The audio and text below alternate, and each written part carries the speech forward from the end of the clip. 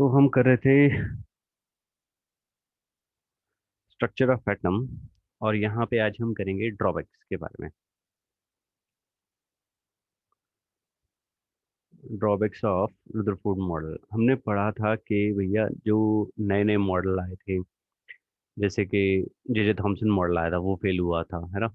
Because वो overall stability या distribution nucleus के बारे में नहीं बता पाया था, है ना। रुदरफोर्ड ने जो स्कैटरिंग एक्सपेरिमेंट किया था उसे एक्सप्लेन नहीं कर पा रहा था। उसके बाद रुदरफोर्ड मॉडल भी फेल हुआ हमारा। ठीक है, उसके बाद बोहर मॉडल आएगा, बोहर मॉडल भी फेल हम करेंगे, फिर उसके बाद नया मॉडल आएगा। तो फर्स्ट जो ड्रॉबैक था वो था क्या? इनएबिलिटी। क्यों वो फेल हुआ था? Inability to explain the stability of atom. Inability to explain the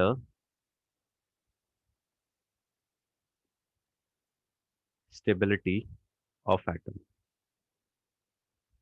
ठीक है जी, क्लियर है? कैसे वो इसकी स्टेबिलिटी को एक्सप्लेन नहीं कर पाए थे? He was unable to explain the stability of atom.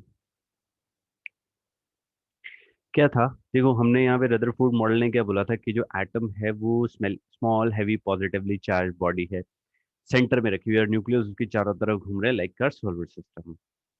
ठीक है जी।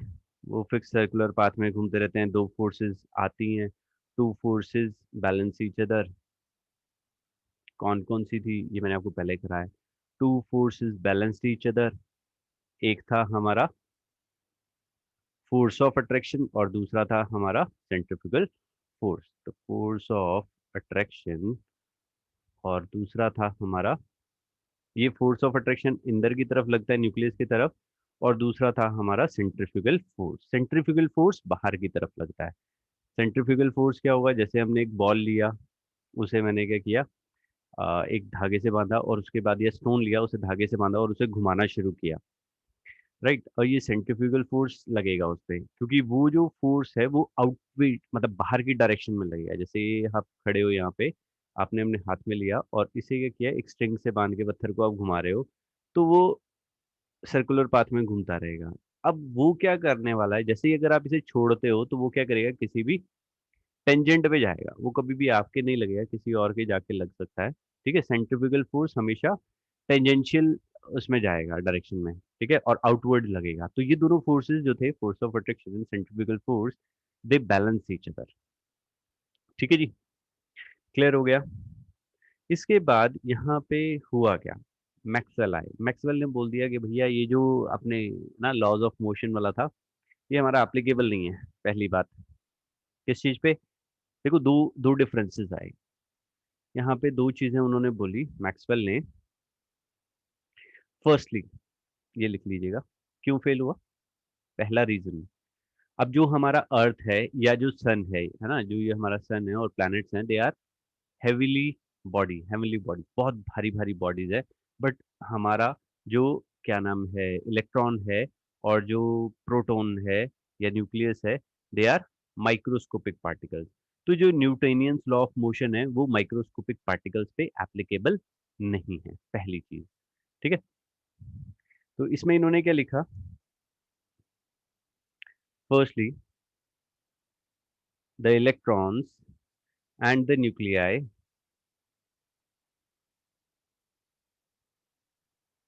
Are microscopic particles, are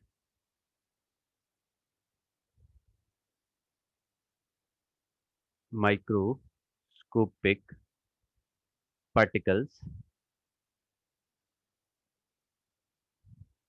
The sun and the planet,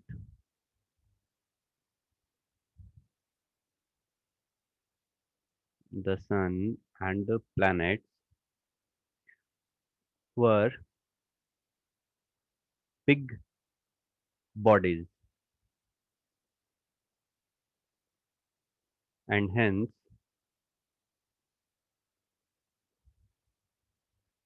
Newtonian laws of motion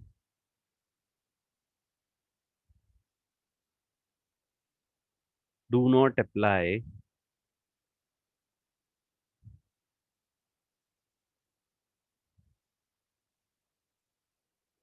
to the motion of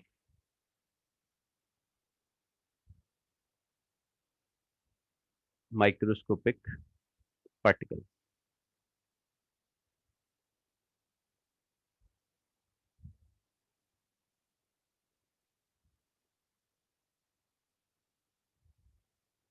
ठीक है जी, जो हमारा न्यूट्रिएंट फ्लो था वो माइक्रोस्कोपिक पार्टिकल्स पे नहीं लगने वाला। दूसरी चीज, दूसरा रीजन एक और आ गया सेकेंडली। देखो जो हमारे इलेक्ट्रॉन्स हैं और न्यूक्लियस है, दे आर चार्ज पार्टिकल्स। और जो हमारा अर्थ है और सन है, वो क्या है हमारे, या प्लैनेट जो हैं वो हमारे क्या हैं, न्यूट्रल बॉडीज हैं। तो इन्होंने बोला, मैक्सवेल ने, कि भैया अगर कोई चार्ज पार्टिकल किसी चार्ज पार्टिकल के चारों तरफ घूमेगा, कोई चार्ज पार्टिकल कौन है, इलेक्ट्रॉन, और दूसरा चार्ज पार्टिकल कौन है, न्यूक्लियस। अगर इलेक्ट्रॉन न्यूक्लियस के चारों तरफ घूमेगा तो वो क्या करेगा, रेडिएशन, एनर्जी एमिट करेगा। ठीक है, एनर्जी एमिट करेगा। जब कोई चार्ज पार्टिकल किसी चार्ज पार्टिकल के चारों तरफ घूमेगा तो वो एनर्जी एमिट करेगा in form of radiation, in form of electromagnetic radiation.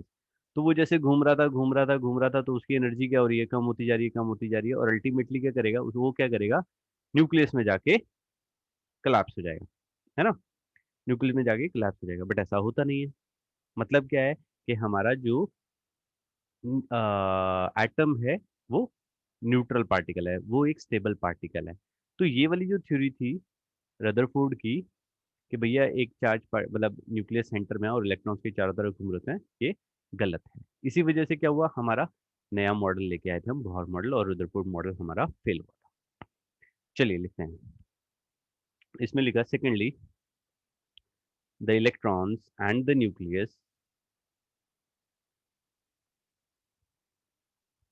Were charged particles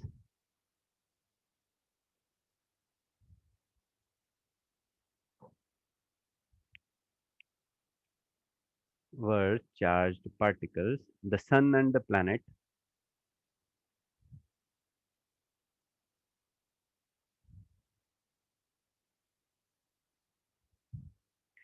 did not carry any charge,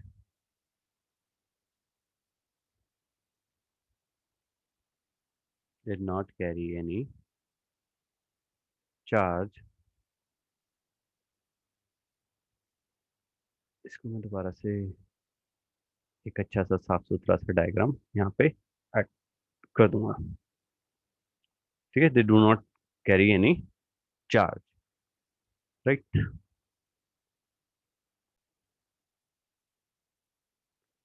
तो ये था हमारा, जैसे मैंने आपको बताया था, ये न्यूक्लियस था और इलेक्ट्रॉन्स की चारों तरफ घूम रहा है, तो घूम रहा है एनर्जी लूज करते हुए, अल्टीमेटली क्या करेगा, it fall into the nucleus. So did not carry any charge according to Maxwell. According to Maxwell's electromagnetic theory,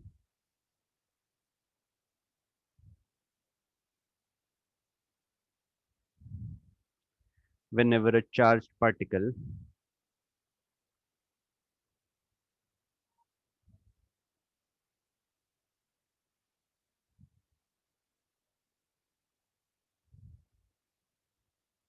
whenever a charged particle like electron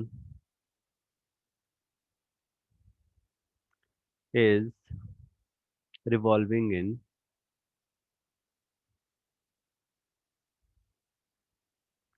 in a field of force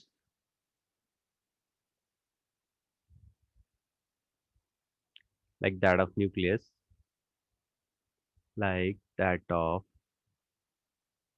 nucleus, it loses energy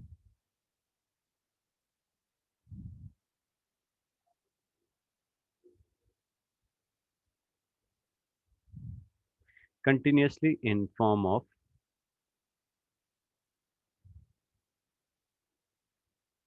spelling गलत करते हैं, UO continuously in the form of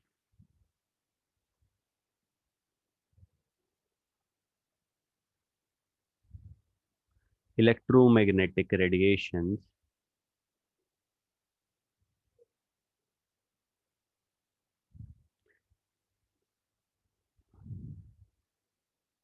this is because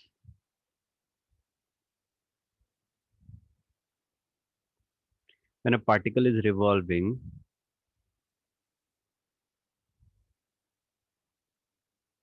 when a particle is revolving, it undergoes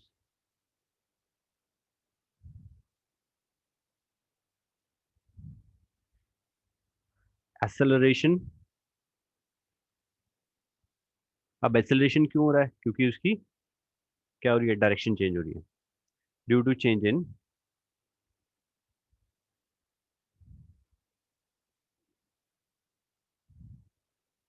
direction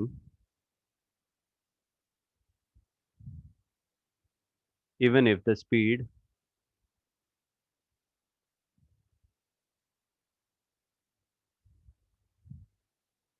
sorry note down कर लीजिए बेटा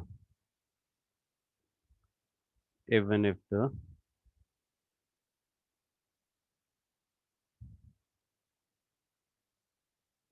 speed remains constant.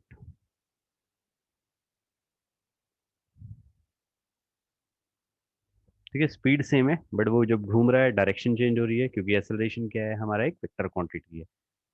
ठीक है जी, speed remains constant. चलिए next page पे होपफुली लिख लिया होगा। Thus the orbit of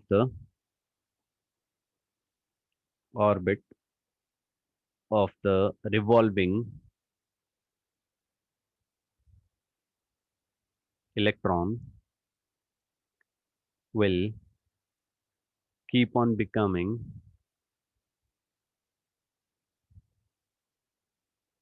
smaller and smaller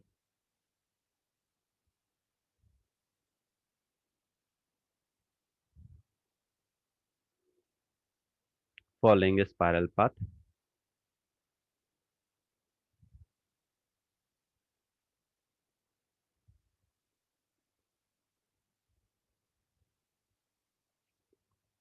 Right, and ultimately the electron should fall into the nucleus, but ऐसा नहीं होता है। Fall into the nucleus. The in the atom should, however, this actually does not happen. और ऐसा कभी नहीं होता है। And atom is quite stable. And the atom is quite stable.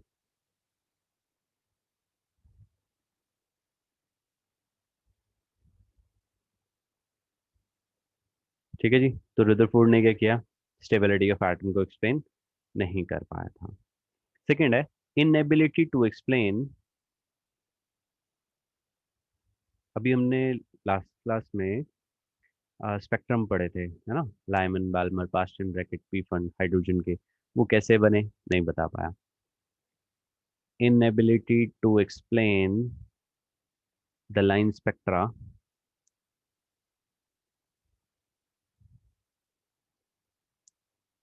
Of the element.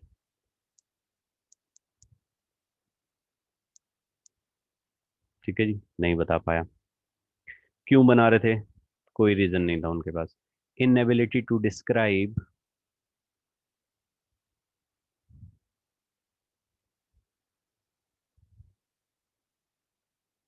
distribution of electron,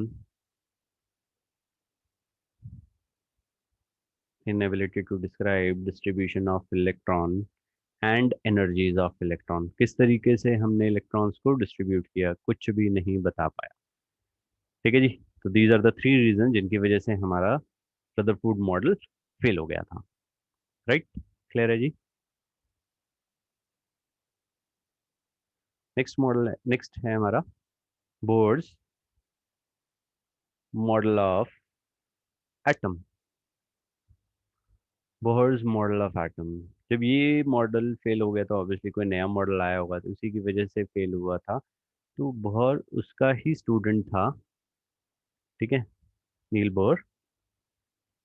और इसकी जो theory थी that was based on Planck's quantum theory, हमने किया था अभी। ठीक है, जो नया मॉडल था वो क्या था, किसके ऊपर बेस्ड था, Bohr's model. It is based on Planck's quantum theory. क्या बोलते थे ये, प्लैंक्स क्वांटम थ्योरी क्या था कि भैया जो हमारी एनर्जी है वो कंटिन्यूअसली एमिट नहीं होती है, वो small small discrete packets of energy में एमिट होती है। हर पैकेट को हम क्वांटा बोलते हैं। अगर वो जो एनर्जी एमिट हो रही है इन फॉर्म ऑफ लाइट है तो उसे हम क्या बोल देते हैं, फोटोन। तो यहाँ पे हम करेंगे postulates, postulates of Bohr's model of atom.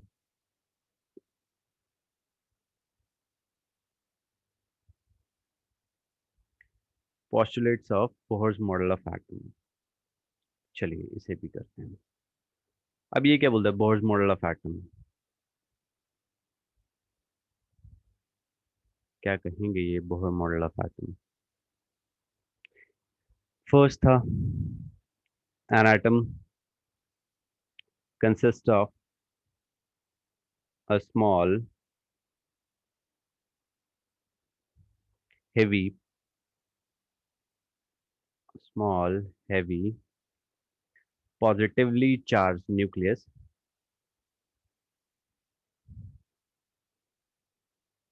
ये हमने पहले भी पढ़ा था रदरफोर्ड में, उसमें भी पॉजिटिवली चार्ज न्यूक्लियस था। In the centre and electrons revolve around it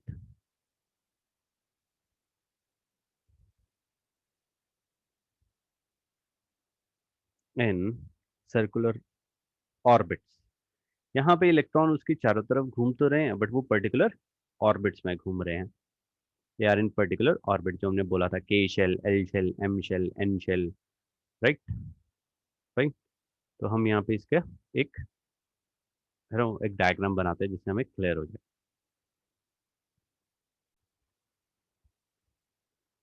तो ये हमारा कुछ ऐसा सा हमारा एटम दिखता था, न्यूक्लियस सेंटर में था, शेल्स थे, particular shell, K shell, L shell, M shell, N shell. ठीक है ना, और उसके अंदर हमने फॉर्मूला लगाया था 2n², है ना। इसी तरीके से हम इसकी इलेक्ट्रॉनिक कन्फिग्रेशन लिखते थे, 2881, 28818, है ना। इस तरीके की हमने कुछ इलेक्ट्रॉनिक कन्फिग्रेशन भी की थी। ठीक है जी। तो इसके अंदर इसके और क्या पॉस्टुलेट थे, the electrons revolve only in those orbits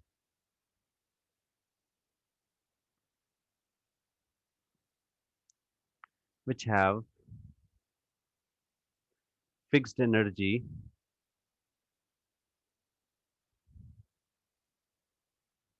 या fixed value of energy,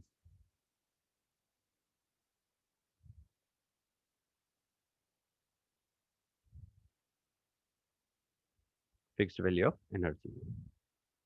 These orbits are called,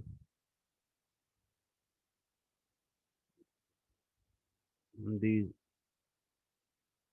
are called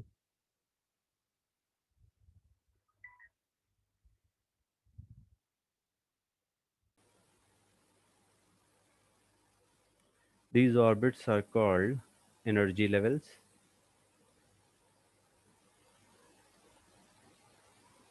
or stationary states,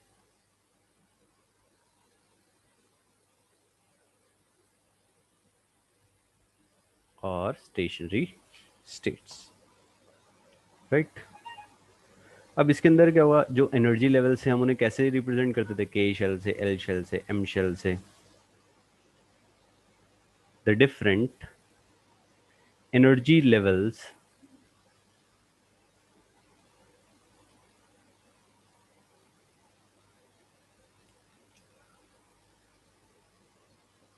are numbered as 1, 2, 3, 4, etc. or designated as K shell, sorry, K, L, M, N, and so on, etc. Right? और ये कहाँ से शुरू हुआ, जो closest था, closest को के, फिर से एल, फिर एम, फिर एन। तो इसमें क्या हुआ, जब हमने ये किया तो उसके एनर्जीज थी, क्योंकि देखो अभी हमने रुदरफोर्ड पढ़ा था, वो एनर्जीज के बारे में कुछ नहीं बता पाया था। तो यहाँ पे उसने बता दिया the energies of different stationary states या different levels, energy levels, stationary states.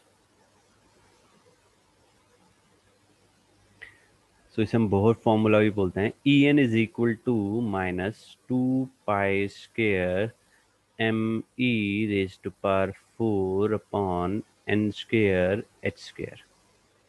Right, clear हो गया। m mass of electron, e charge on electron, n is the shell and h is the Planck's constant। तो हमने यहाँ पे क्या किया, इन सब की वैल्यूज हमें मालूम थी, mass of electron, charge on electron and Planck's constant. तो हमारे पास एनर्जी आई, हमने डिफरेंट डिफरेंट यूनिट से। So E N is equal to -21.8 into 10⁻⁻⁻19 upon N square joule per atom. ठीक है, जूल्स में पर एटम की एनर्जी निकाली, या हमारे पास एनर्जी क्या आई, -1312 upon N square kilo joule per mole. अब हमने पर मोल की कॉरस्पॉन्डिंग एनर्जी निकाली।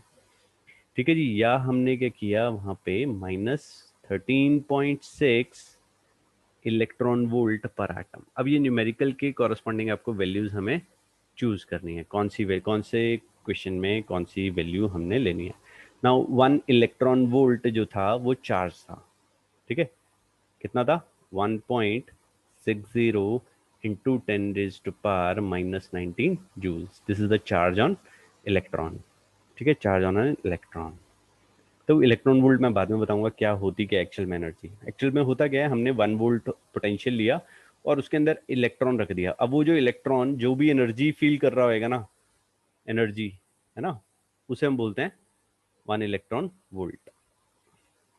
फाइन। तो यहाँ पे हम एन की वैल्यूज पुट करते रहेंगे, फर्स्ट शेल में क्या है, सेकंड शेल में क्या है, थर्ड शेल में। इसको हम थोड़ा सा चेंज कर देते हैं, कुछ बुक्स में ये लिखा गया है, थोड़ा सा लर्न करना भी ईजी होता है। 2.18 ले लिया हमने, यहाँ पे डेसिमल लेफ्ट साइड पे शिफ्ट किया, और यहाँ पे पावर क्या करते हैं, -18 कर देते हैं। देखो गलती होने के चांसेस होते हैं न्यूमेरिकल्स में, तो इसको लर्न करने का, यहाँ पे 0.18 आ गया तो पावर 18 हो गया, बस 2.18, ताकि गलती ना हो, क्योंकि 21.8 इंटू 10⁻⁻19 थोड़ा सा गड़बड़ है। इसको ऐसे लिख लेंगे तो कोई इशू नहीं है, 2.18 इंटू 10⁻⁻18। देखो क्वेश्चन में कभी भी हमें आगे निकलना है किसी भी एग्जाम में, तो हमें गलतियां नहीं करनी है। अगर हम गलतियां नहीं करेंगे तो माइनस नंबर नहीं हो रहे, और हमारा क्या है, इजीली रैंक आता है। अब देखो ये तो हो गए हाइड्रोजन आइटम के लिए। अब hydrogen like species, for hydrogen like species उसमें क्या करना है हमें। हाइड्रोजन लाइक स्पीशीज कौन सी थी, विच कंटेन ओनली 1 इलेक्ट्रॉन, जैसे कि Li पॉजिटिव हो गया, सॉरी Li+2 हो गया, क्योंकि लिथियम का एटॉमिक नंबर 3 होता है। हीलियम पॉजिटिव हो गया, ऐसी जिसमें भी वो स्पीशीज जिनके पास सिर्फ 1 इलेक्ट्रॉन होगा, तो उसके लिए हम क्या करेंगे। तो वहां पे जो एनर्जी थी, E N is equal to minus, formula same आएगा, -2 pi square M E raise to power 4 upon N square H square. सब कुछ किया, बस इसके अंदर एक चीज और हमने ऐड कर दी, दैट इज जी स्क्वेयर। ठीक है जी, Z square. Now Z is representing atomic number of the element. ठीक है, लिथियम के लिए क्या करेंगे हम, 3 हो जाएगा, हीलियम के लिए क्या हो जाएगा, 2 हो जाएगा, तो बस यही वैल्यू पुट करनी है, atomic number of element, Z square से हम उसे मल्टीप्लाई कर देंगे। तो हर केसेस में हो जाएगा, यहाँ पे -2.18 इंटू 10⁻⁻18, सॉरी मैंने यहाँ पे थोड़ा सा गलत किया, ये अपॉन में एन स्क्वायर नहीं है लिखा हमने, upon N square into Z square हो जाएगा, यहाँ पे भी जी स्क्वायर हो जाएगा, यहाँ पे भी जी स्क्वायर आ जाएगा। ठीक है जी, तो यहाँ पे हम इसकी फॉर्मूला और एनर्जी इसके लिख लेते हैं। So E N that would be equal to -1312 upon N square into Z square, Z square हो जाएगा किलो जूल पर मोल, यूनिट सेम रहेंगे, कुछ नहीं, सिर्फ जी स्क्वायर का मल्टीप्लाई करना है, -13.6 electron volt upon N square, sorry यहाँ पे हमने जी स्क्वायर नहीं किया, into Z square electron volt per atom, और -2.18 into 10⁻⁻18 Z square upon N square joule per atom, that's it. तो ये हमारा हो जाएगा। ठीक है जी, क्लियर है। अब उसके बाद, अब एनर्जी तो हमने कर लिया, अब उसके रेडियाई के बारे में बात करते हैं। तो रेडियाई ऑफ स्टेशनरी स्टेट, इसके ऊपर क्वेश्चन आएगा, उसका रेडियस कितना है, वो उसकी शेप के बारे में बता रहा है, शेप तो नहीं, स्टेशनरी स्टेट्स, उसका रेडियाई कितना, फर्स्ट शेल कितने का रेडियस है, सेकंड शेल का कितना रेडियस है, थर्ड शेल का कितना रेडियस है। ठीक है, रेडियाई ऑफ स्टेशनरी स्टेट्स ये निकालेंगे हम। तो भैया उसके लिए फॉर्मूला ये भी हमें लर्न करना पड़ेंगे, आर एन, nth शेल का जो रेडियस है that is equal to a naught n square, a naught की वैल्यू है हमारी 52.9 पिकोमीटर, ए नॉट की वैल्यू है 52.9 पिकोमीटर। ठीक है, एन जो होगा हमारा शेल है, उसकी वैल्यूज हम पुट करते हुए चले जाएंगे। अब for hydrogen like species, for hydrogen like species, अब देखो इलेक्ट्रॉन, आपने पढ़ा होगा जब भी हम किसी एटम की बात करते हैं और कैटायन की बात करते हैं, कैटायन क्या होता है हमारा, पॉजिटिव आयन, और अगर हम सिंपल सी बात करें, कैटायन का साइज छोटा होता है, कैटायन का साइज छोटा होता है as compare to size of atom से। तो ऑब्वियसली यहाँ पे क्या होने वाला है, इसका हाइड्रोजन लाइक स्पीशीज में हीलियम पॉजिटिव बनेगा, तो उसका ऑब्वियसली साइज क्या होगा, छोटा होगा। तो r n that is equal to, मैं आपको डिटेल बाद में बताऊंगा, a naught n square upon Z. ठीक है, हम केमिकल बॉन्डिंग चैप्टर करेंगे, वहाँ पे सब चीज़ आएंगी, कैटायन का साइज छोटा क्यों है, एनायन का साइज बड़ा क्यों है, बहुत सारी कहानियाँ आएंगी। ठीक है, बिल्कुल बेसिक है ये। Now this is the radius, now velocity, अब थर्ड पार्ट है हमारा वेलोसिटी, क्योंकि इलेक्ट्रॉन वहाँ पे चारों तरफ घूम रहा है तो उसकी कुछ वेलोसिटी भी है, velocity of electron in different orbits, तो अलग अलग ऑर्बिट में उसकी अलग अलग वेलोसिटी होने वाली है। Now v n, nth shell में जो वेलोसिटी है that is equal to v naught into Z upon n. अब आप बोलोगे कि सर ये जी बीच में क्यों आ गया, क्योंकि देखो हाइड्रोजन के लिए तो एक ही शेल है, तो उसमें तो इलेक्ट्रॉन एक ही शेल में रहने वाला है, उसी की एनर्जी आ जाएगी, है ना। बट हमें तो डिफरेंट ऑर्बिट्स का निकालना है, तो वी नॉट जो है वो क्या होएगा, इसलिए हमने यहाँ पे जी लगाया, और वी नॉट की जो वैल्यू है दैट इज 2.188 इंटू 10⁻⁸ सेंटीमीटर है पर सेकेंड। यहाँ पे ध्यान रखिएगा सेंटीमीटर है, मीटर नहीं है, सेंटीमीटर में है। ठीक है जी, और जो वी नॉट है ये क्या है, हमारी velocity of electron in first orbit of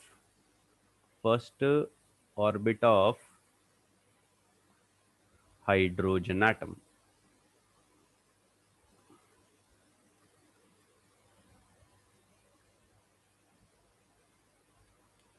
ठीक है जी, क्लियर है जी। तो ये हो गया। अब हमने 2 पॉइंट किए हैं, उसके सेकंड पॉइंट के कुछ सब पॉइंट्स थे, अब हम आगे चलेंगे थर्ड पॉइंट की तरफ। थर्ड पॉइंट में क्या बोलते हैं ये,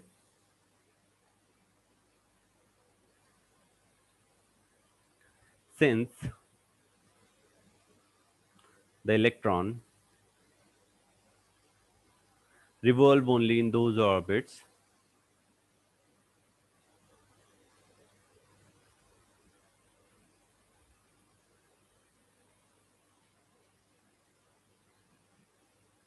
which have fixed value of energy, which have fixed value of energy. अब जब फिक्स्ड वैल्यू ऑफ एनर्जी थी तो उसे क्या बोलते थे हम, क्वांटम, है ना. The electron, hence the electron in an atom,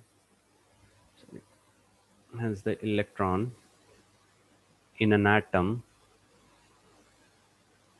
can have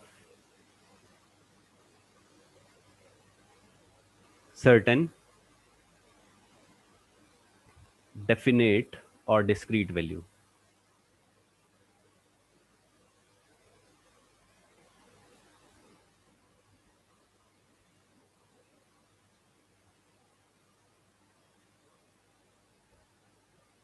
Of energy.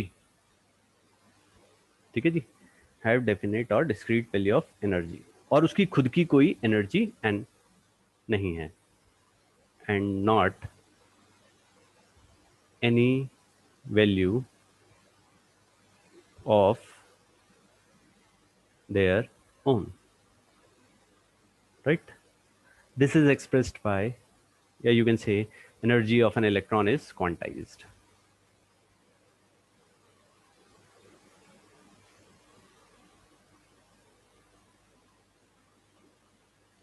मतलब अगर आप इसे ऐसे लेके चलो कि आप क्लास में हो, लेट्स से, है ना, आप 11th क्लास में हो, तो आप 11th क्लास में क्या करते हो, लेट्स से आप फर्स्ट लेक्चर पे गए, फर्स्ट क्लास में गए, तो मैम ने बोला कि अपनी अपनी आपकी डिजायर्ड सीट से, मतलब आपको अलॉट की हुई है सीट, कि आपको यहीं पे बैठना है. अब उस केस में क्या हुआ, अब महक हैं, महक की सीट फिक्स है, बट सेकंड पीरियड वाली टीचर वो कुछ नहीं बोलती कि कहीं पे भी बैठो, हमें कोई मतलब नहीं है.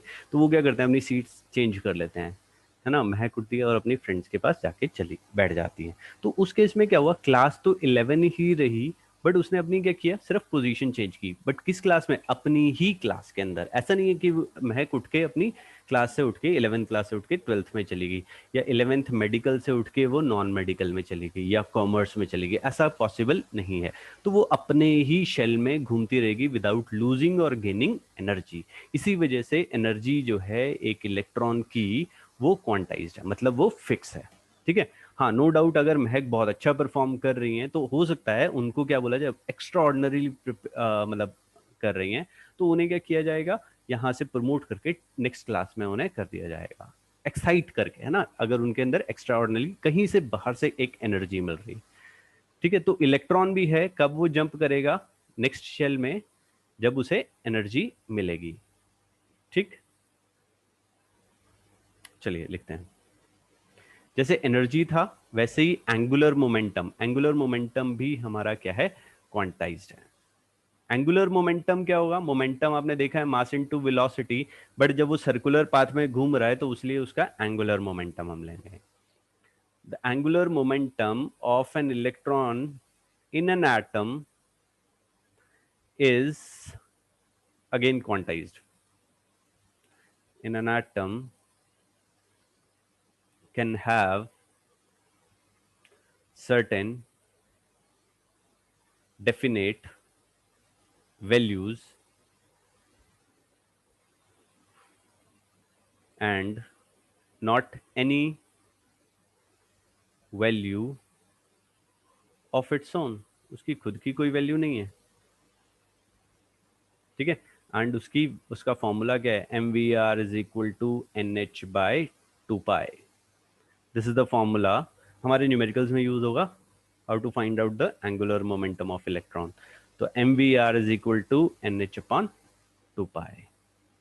ठीक है जी. एम मास होगा, V velocity, R is the radius, N तो शेल रहेगा, एच प्लैंक्स कांस्टेंट. सब वैल्यूज हमें लिख देना. ठीक है. तो हम क्या बोल सकते हैं, angular momentum of an electron in an atom is also quantized.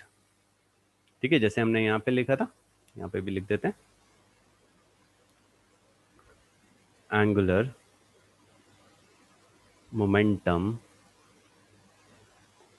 of an electron in an atom is quantized. ठीक है जी, क्लियर हो गया। तो ये चीज़ थी हमारी। नाउ अब एक और नेक्स्ट पॉइंट है जो मैं अभी एनर्जी के बारे में बता रहा था, है ना। जैसे महक हैं, वो अपनी अपनी ही क्लास में घूम रही हैं, तो उनकी ना कोई एनर्जी लूज हो रही है, ना वो एनर्जी गेन कर रही है। ठीक है जी, क्लियर हो गया। When the electron in an atom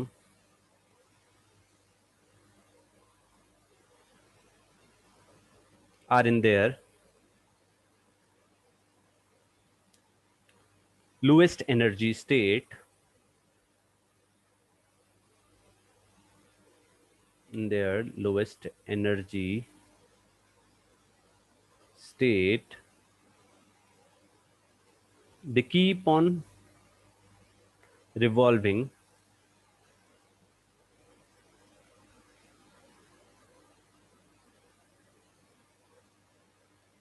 in their respective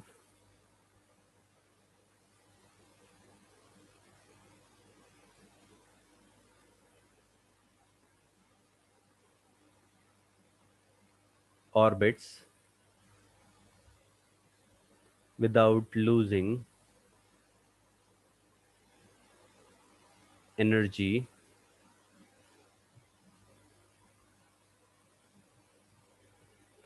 ठीक है जी। This state of atom is called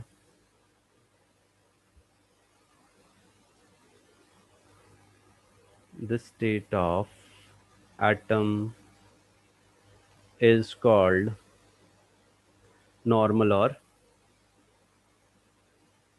ground state।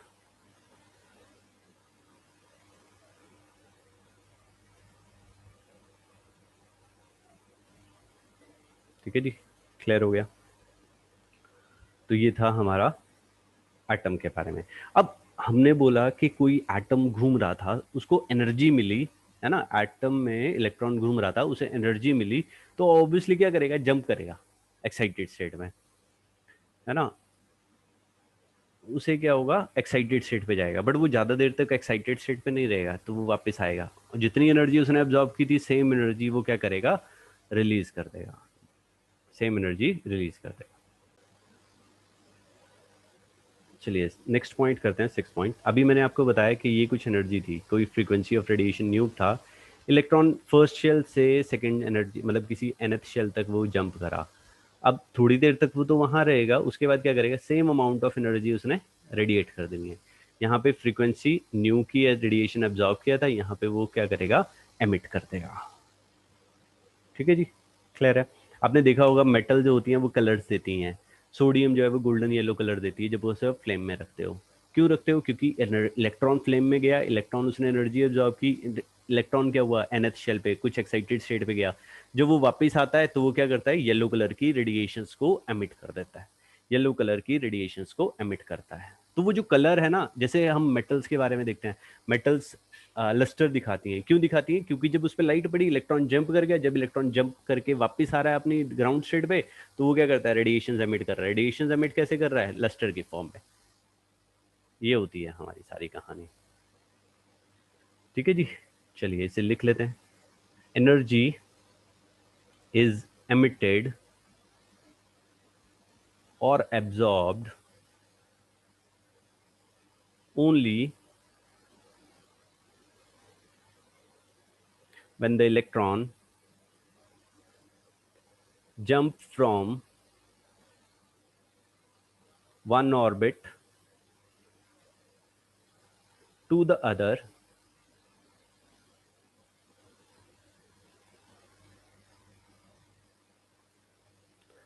when energy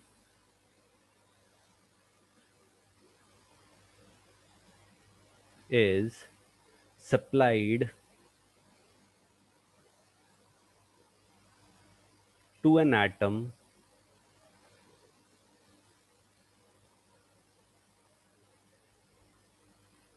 ठीक है, सप्लाइड एनर्जी हम कैसे दे सकते हैं, इलेक्ट्रिक डिस्चार्ज देके या हाई टेम्परेचर देके, किसी भी तरीके से एनर्जी देते हैं। An electron in an atom, an electron in an atom may jump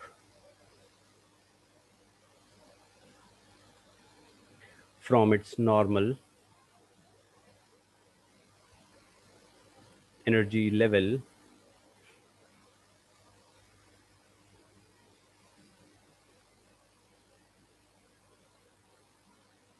to some higher energy level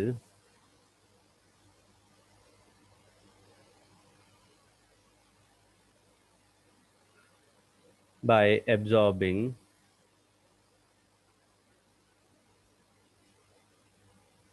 a definite amount of energy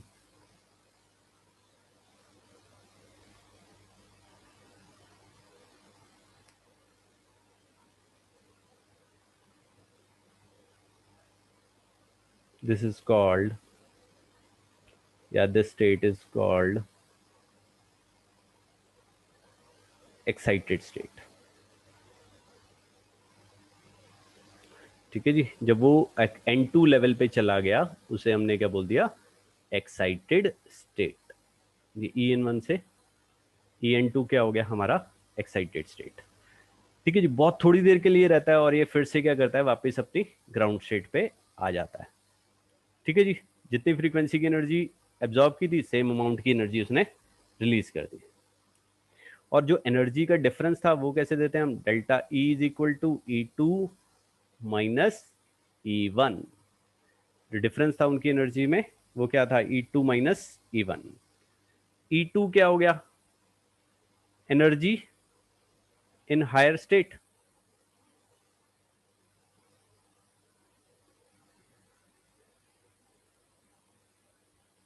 energy in higher state या एक्साइटेड स्टेट। और E1 क्या होगी, ground state, energy in lower state. तो जो difference था वो energy का वो क्या हुआ, delta E is equal to E2 minus E1। ठीक है जी, क्लियर हो गया। तो ये था हमारा बोहर मॉडल।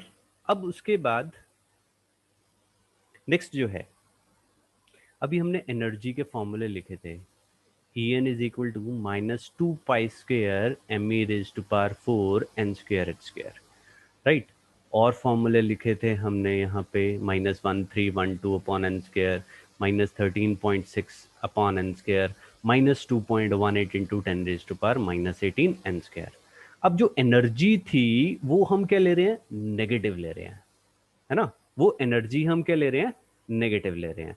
तो हमें ये देखना है कि इस चीज को प्रूव करेंगे कि electronic energy as negative energy, paper में क्वेश्चन पूछा जाता है।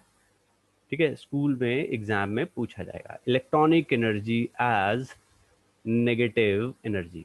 बड़ा यूजुअली जनरल क्वेश्चन है, ये पूछा जाता है। ठीक है जी, electronic energy as negative energy. कहानी है, कुछ नहीं है। ठीक है, पहले कहानी सुनते हैं, फिर उसके बाद मैं आपको लिखवा दूंगा। क्या है, यहाँ पे मेरे पास पॉजिटिवली चार्ज न्यूक्लियस है, एक इलेक्ट्रॉन यहाँ पे पड़ा है, इनफाइनाइट डिस्टेंस पे पड़ा है। ठीक है, इन दोनों के बीच में कोई फोर्स ऑफ अट्रैक्शन नहीं, इंटरेक्शन नहीं है। तो इसकी एनर्जी क्या है, इलेक्ट्रॉन की एनर्जी क्या है भैया, जीरो है। इसकी एनर्जी क्या है, जीरो है। नाउ ये इलेक्ट्रॉन क्या करेगा, अप्रोच करना शुरू करता है किसे, न्यूक्लियस को।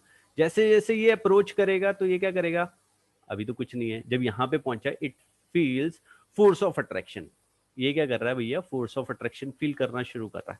जब फोर्स ऑफ अट्रैक्शन होता है तो क्या करेगा, ये एनर्जी लूज करेगा। ये जो इलेक्ट्रॉन है ना, जब वो फोर्स ऑफ अट्रैक्शन फील कर रहा है, एनर्जी लूज करेगा, एनर्जी लूज करेगा। जब एनर्जी लूज करेगा, लूज स्पेलिंग गलत हो गया ना, LOSE, ये एनर्जी लूज करेगा। जब एनर्जी लूज कर रहा है, करता जा रहा करता जा रहा करता जा रहा है, उसकी एनर्जी ऑलरेडी कितनी है, जीरो। अब जीरो से कम होएगी तो वो एनर्जी क्या होएगी, नेगेटिव।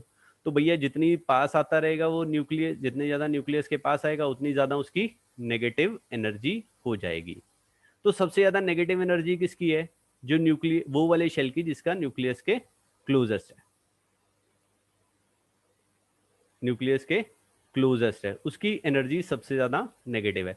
जैसे जैसे वो दूर जाता रहेगा उसकी एनर्जी क्या होती रहेगी, हाई होती जाएगी, उसकी एनर्जी कम होती चली जाएगी, कम होती चली जाएगी, सॉरी, लेस होती चली जाएगी। क्लोजेस्ट वाले की, न्यूक्लियस के जो क्लोजेस्ट है उसकी एनर्जी मोस्ट नेगेटिव है।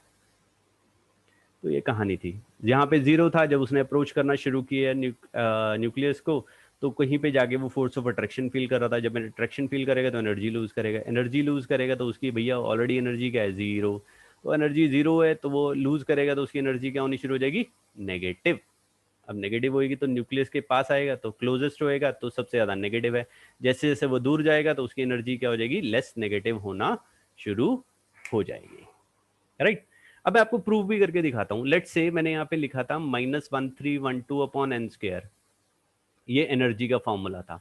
अब E1 की एनर्जी कितनी होगी, यहाँ पे n की वैल्यू 1 आ जाएगी तो -1312 kilo joule per mole, this much amount of energy, है ना। अब E2 पे चले जाओ, n की वैल्यू क्या पुट करोगे, 2, तो -1312/4 आ जाएगा। ये कितना आ जाएगा, 4 3 12, 4 2 8, 328 किलो जूल पर मोल। तो जैसे जैसे दूर जा रहे हैं विद नेगेटिव साइन, जैसे जैसे दूर जाओगे एनर्जी लेस नेगेटिव होती चली जाएगी। That's it. इतनी सी कहानी का था। चलिए मैं अब इसे आपको ये लिखवा देता हूँ। यही चीजें थी, यही चीजें मैंने आपको लिखवानी है अब।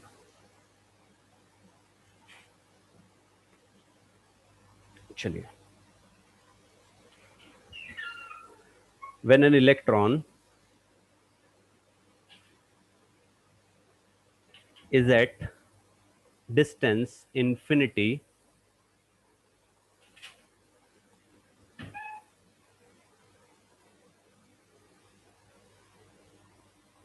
from the nucleus,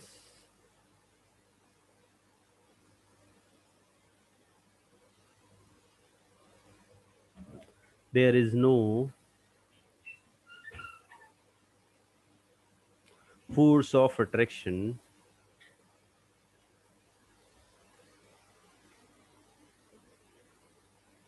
force of attraction on the electron by the nucleus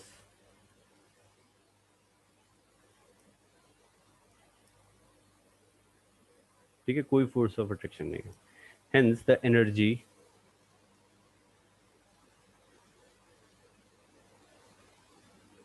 of electron is taken as zero.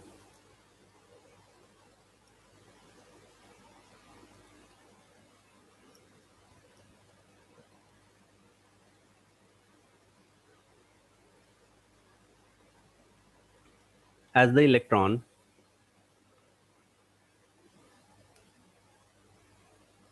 moves towards the nucleus,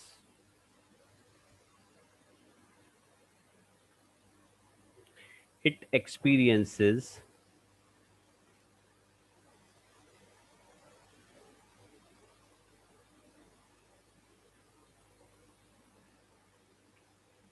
a force of attraction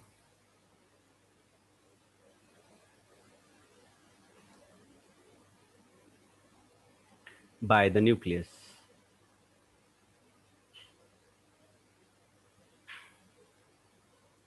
ठीक है। As a result, some energy is given out.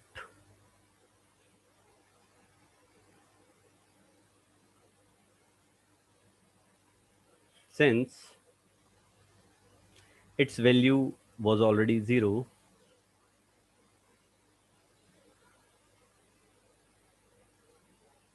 value was already zero,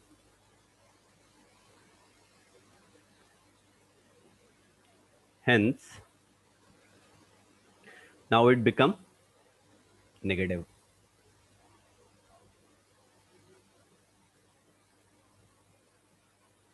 As the electron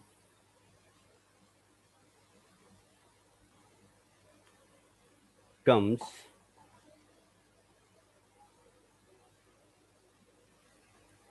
more and more close to the nucleus,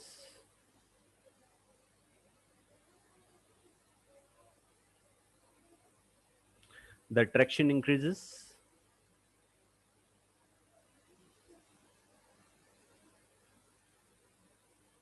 and more energy is released.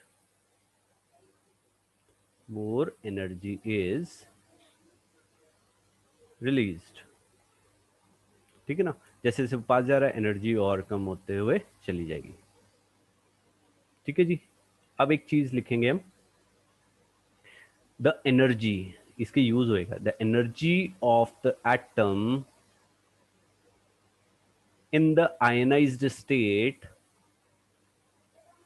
In ionised state मतलब ionised state मतलब क्या होगा, जब electron उसने lose कर दिया. Is taken as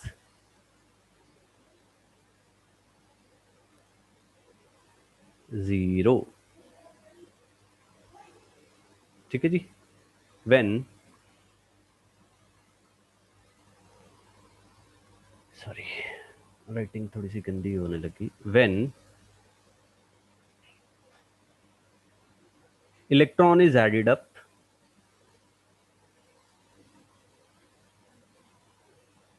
into the ion,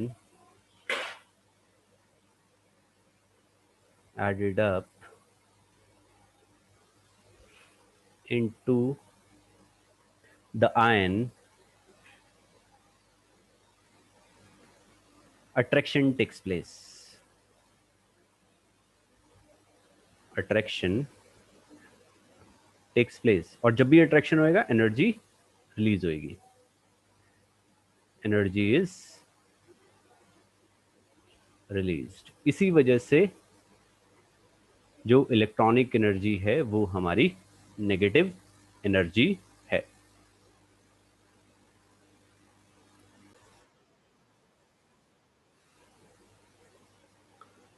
so next topic है हमारा क्वांटाइजेशन ऑफ इलेक्ट्रॉनिक एनर्जी.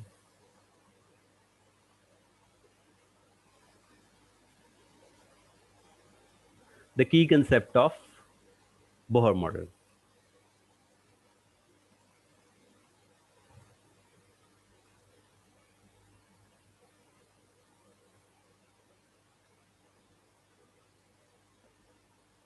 या बोहर्स थ्योरी.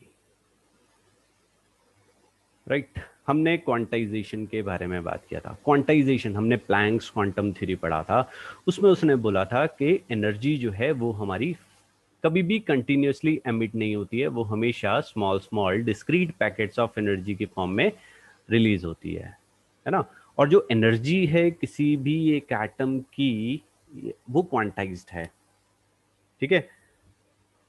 तो भैया यहाँ पे उसने सिर्फ यही चीज बताई कि इलेक्ट्रॉन जो है, या सिर्फ बोर थ्योरी के बारे में बता रहा है. हम यहाँ पे ऐसे ही लिखते हैं सिर्फ energy of an electron is quantized. ठीक है जी.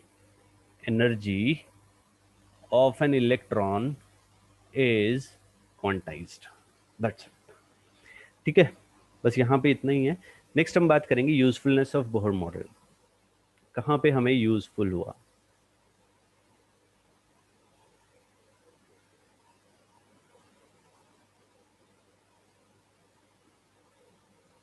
Usefulness of Bohr model. इसके कुछ पॉइंट्स हैं. क्या करा था सबसे पहला काम, स्टेबिलिटी ऑफ एटम को, क्योंकि इसी ने ही फेल किया था ना रुदरफोर्ड को, और इसने स्टेबिलिटी ऑफ एटम के बारे में भी बता दिया. It explains the stability of atom. Stability of atom कैसे बताया था इसने कि भैया एक इलेक्ट्रॉन हमारा एक पर्टिकुलर शेल में घूमेगा. जब तक वो उस पर्टिकुलर शेल में घूम रहा है तो ना वो कोई एनर्जी लूज करेगा ना वो एनर्जी गेन करेगा. क्वांटाइजेशन ऑफ एनर्जी के बारे में बताया है ना. यहाँ पे लिखा ना हमने, energy of an electron is quantized. It explains the stability of atom. Second, उसके बाद बोलता था it explains the line spectrum of hydrogen. It explains the line spectrum of hydrogen. जो हमने लाइन स्पेक्ट्रम लास्ट लेक्चर में पढ़ा था, Lyman, Balmer, Paschen, Brackett, Pfund, वो उस चीज को इसने एक्सप्लेन किया था। It explains the line spectrum of hydrogen. कैसे, वो मैं अभी बताऊंगा आपको थोड़ी देर में। ठीक है जी। It explains the line spectrum of hydrogen. अब कैसे बताया था इसने, देखो E2 जो एक्साइटेड स्टेट थी उसकी एनर्जी E2 थी, ग्राउंड स्टेट की एनर्जी E1 थी। वो कितनी एनर्जी एब्जॉर्ब करेगा, एच न्यू, है ना। इन दोनों की एनर्जी डेल्टा ई के बराबर थी और डेल्टा ई किसके बराबर हो गया, एच न्यू के बराबर। तो न्यू जो हो गया वो किसके बराबर हो गया, E2 minus E1 upon H. H is the Planck's constant. Now अब न्यू क्या होता है, C by lambda. Nu is equal to C by lambda, which is equal to E2 minus E1 upon H, or you can say lambda is equal to HC upon E2 minus E1। सो ये आ गया हमारा, frequency का भी हमने use कर लिया और उसमें वेवलेंथ का भी ले लिया। मतलब अगर वो पूछता है कि भैया फोटोन की जो एनर्जी फ्रीक्वेंसी है या उसकी वेवलेंथ है, वो हम यहाँ पे लाइन स्पेक्ट्रम में देख पाएंगे। ठीक है, कैसे निकाल पाएंगे, ये जो हमने इक्वेशन किया है। क्लियर हो गया। तो ये चीज इसकी यूजफुलनेस थी बोहर मॉडल की। लाइन स्पेक्ट्रम के बारे में बता पा रहा था। अब हम बात करेंगे, जो मैंने अभी आपको बताया कि वो लाइन स्पेक्ट्रम ऑफ हाइड्रोजन को एक्सप्लेन कर रहा था, वो चीज के बारे में हम यहाँ पे आगे बात करेंगे। सो नेक्स्ट टॉपिक है हमारा simultaneous appearance of large number of lines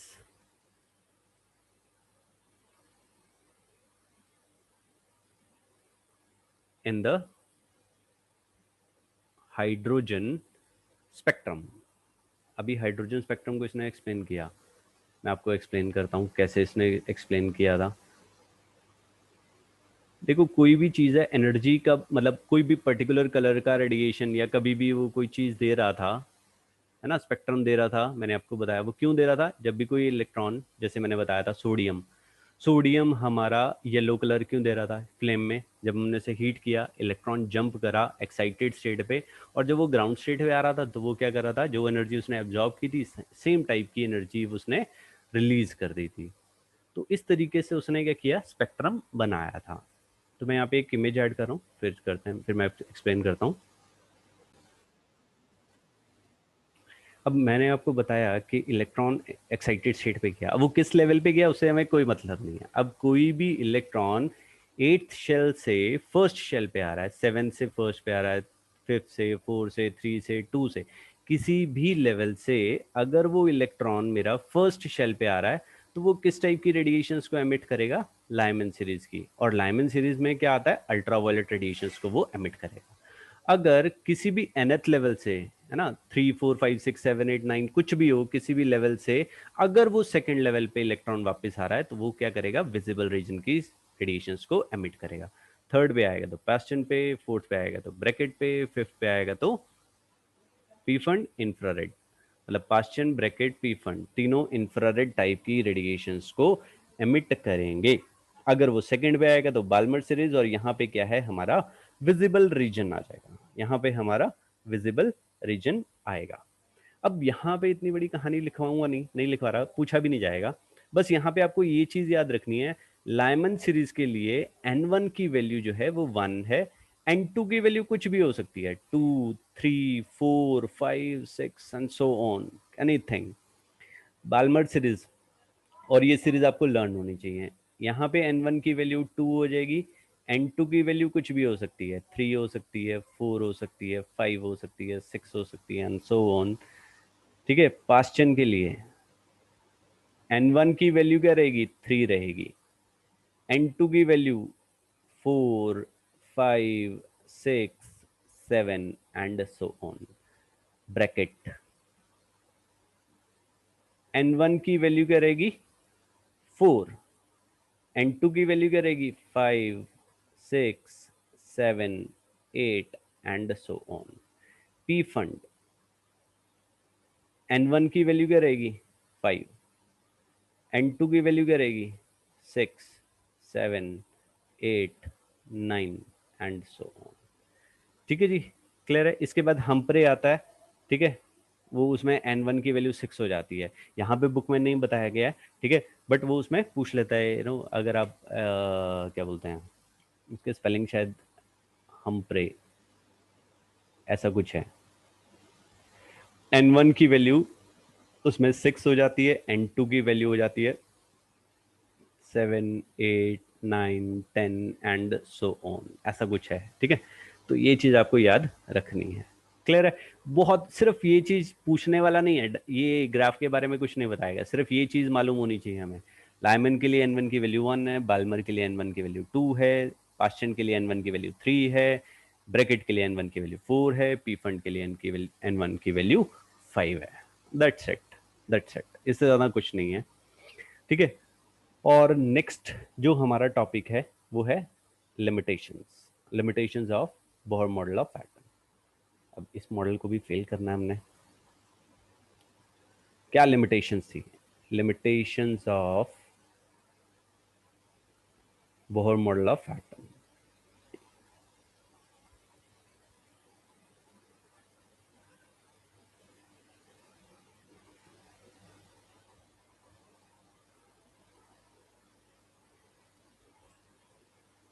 limitations of Bohr model of atom. अब क्या चीज थी? Inability to explain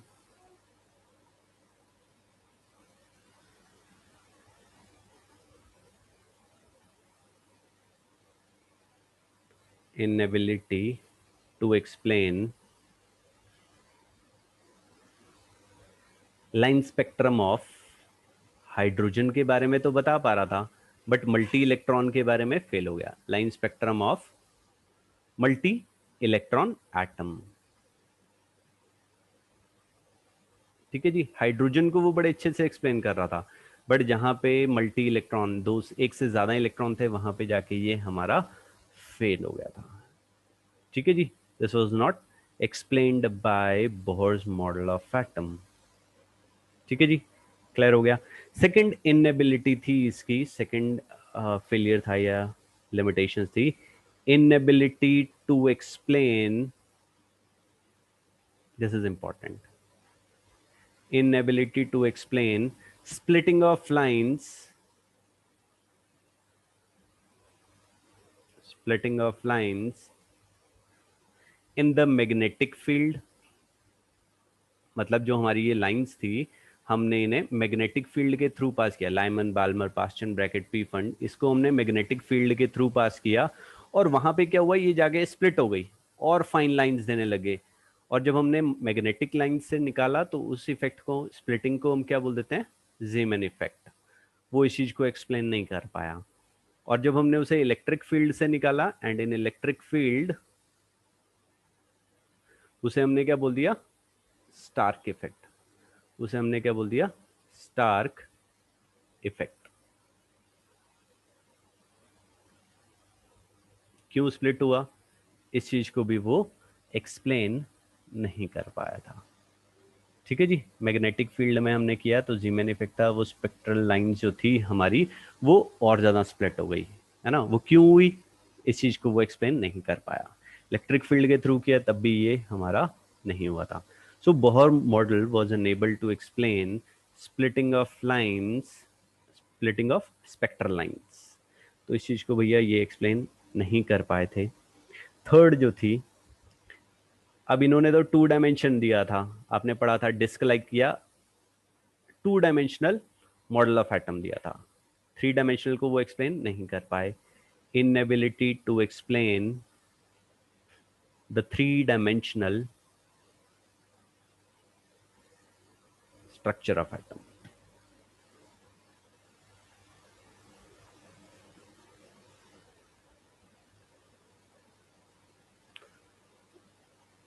3 dimensional model of atom. अभी जो नेक्स्ट मॉडल पढ़ेंगे हम वो 3 dimensional मॉडल है। Fourth point, inability to explain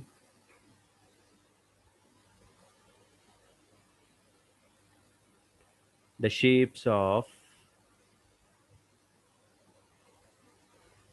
molecules। ठीक है, जैसे वाटर जो है it has bent shape, methane has tetrahedral, ammonia has pyramidal, PCl5 it has trigonal bipyramidal geometry. वो सब चीज़ों हम पढ़ेंगे, इस किसी भी चीज़ को वो एक्सप्लेन नहीं कर पाया। फिफ्थ है inability to explain de Broglie concept of de Broglie concept of dual nature of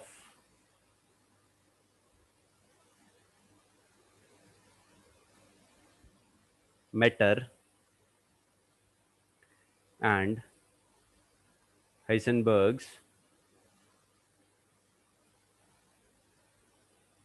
uncertainty principle।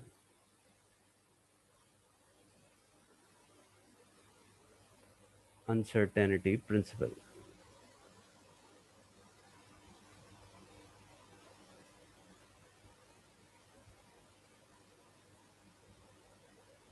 ठीक है, ये हम पढ़ेंगे जल्दी, de Broglie and heisenberg uncertainty principle, इन दोनों के बारे में हम डिस्कस करेंगे नेक्स्ट सेक्शन में। ठीक है जी, क्लियर हो गया। और इसके बाद छोटा सा एक टॉपिक है, वो करके हम क्लास वाइंड अप कर देंगे। Ionisation energy of hydrogen and hydrogen like particle. अब आयनाइजेशन एनर्जी होता क्या है? Energy required to remove the most loosely bound electron from an isolated gaseous atom. तो हम यहाँ पे करते हैं ionisation energy of hydrogen, outer most shell से एक इलेक्ट्रॉन को लूज करने के लिए जो एनर्जी चाहिए उसे हम बोलते हैं आयनाइजेशन एनर्जी। अब ये निकलेगी कैसे वो देखते हैं हम।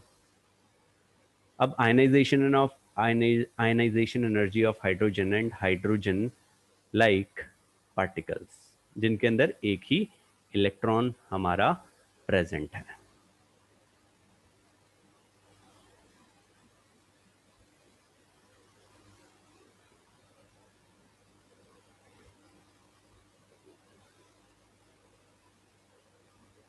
ठीक है जी, आयनाइजेशन एनर्जी, एनर्जी लिखवा ही देता हूँ, एनर्जी, क्योंकि ये तो इंपॉर्टेंट है, बार बार आएगी। एनर्जी थर्ड चैप्टर इसी के ऊपर बेस्ड है। Energy required to remove the electron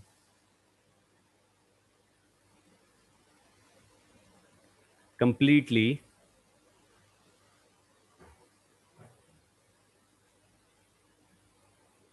from the atom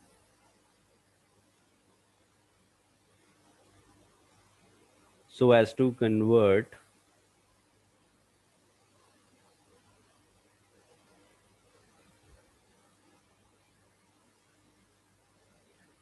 it into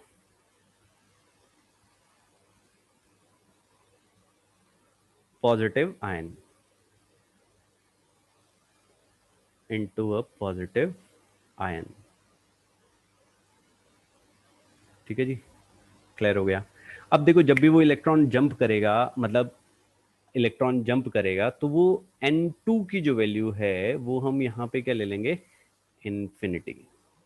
N2 की जो वैल्यू लेंगे वो हम क्या लेंगे? इन्फिनिटी। और N1 तो 1 आ जाएगा क्योंकि फर्स्ट शेल की बात कर रहा है। ठीक है जी, क्लियर हो गया। तो फॉर हाइड्रोजन एटम, यहाँ पे हम एनर्जी के बारे में डिस्कशन करते हैं। For hydrogen atom En, nth shell की एनर्जी कितनी थी? -2.18 into 10⁻⁻18 joule per atom upon n square. This was the general formula. ठीक है। अब वो उसकी जो आयनाइजेशन एनर्जी है, या हम यहाँ पे दूसरी एनर्जी भी ले लेते हैं, -1312 upon n² kilo joule per mole. अब जो एनर्जी है फर्स्ट इलेक्ट्रॉन से निकलनी है, तो उसकी आयनाइजेशन एनर्जी किसके बराबर हो गया, ई इंफिनिटी माइनस E1। सो ई इन्फिनिटी पे तो हमने अभी बताया था, जब वो कोई इन्फाइनाइट डिस्टेंस पे होगा तो उसकी एनर्जी हम जीरो ले लेंगे। और E1 की एनर्जी कितनी है, -2.18 इंटू 10⁻⁻18 जूल पर एटम। तो ये पॉजिटिव माइनस माइनस प्लस हो जाएगा, और ये क्या आ जाएगी, ionization enthalpy 2.18 into 10⁻⁻18 joule per atom. Question आ जाता है यहाँ पे।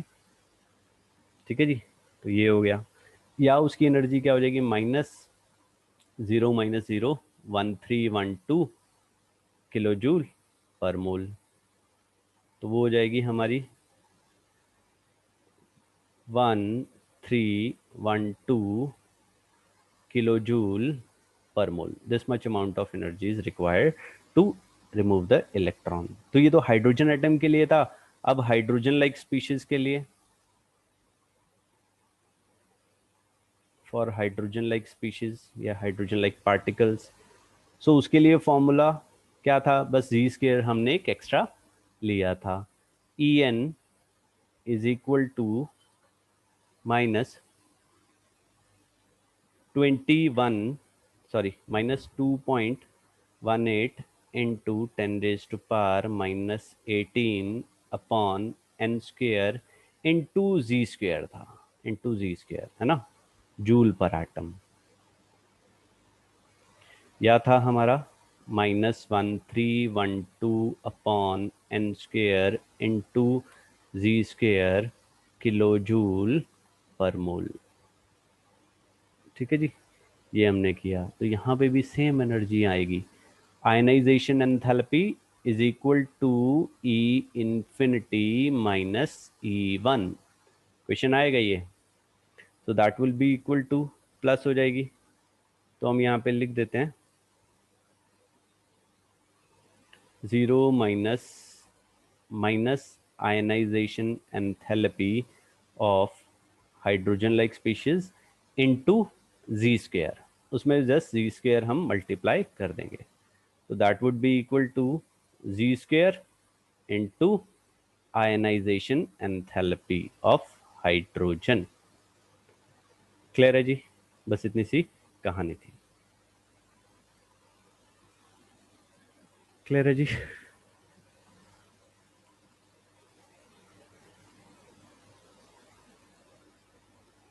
Yes sir.